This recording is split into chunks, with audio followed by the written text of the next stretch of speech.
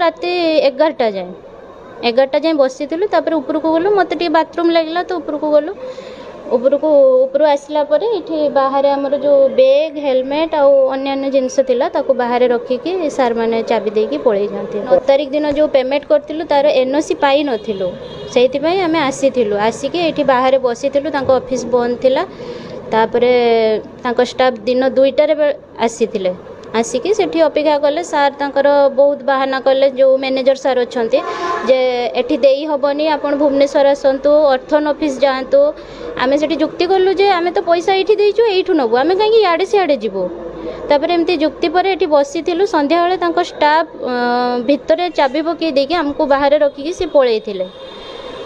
पळेला परे आमे एठी बाहर बसथिलु राति 11टा जाए बसी उपरको गलु मत बाथरूम लगे तो उपरको गलु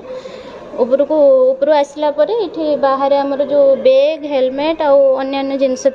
बाहर रखिकी सार मैंने चाबी देकी पलि जाती गोटे ब्रांच अच्छे सीड कैपिटल लक्षे टका गोटे बिजनेस लोन नहीं अर्थन फाइनान्स ब्रांच अच्छे सीड कैपिटल से गोटे बिजनेस लोन लक्षे टका नहीं नेला मोर जो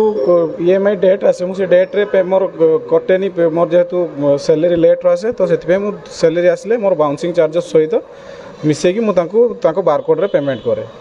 गोटे वर्ष माने मई 2023 पर्यंत मु पे कला परे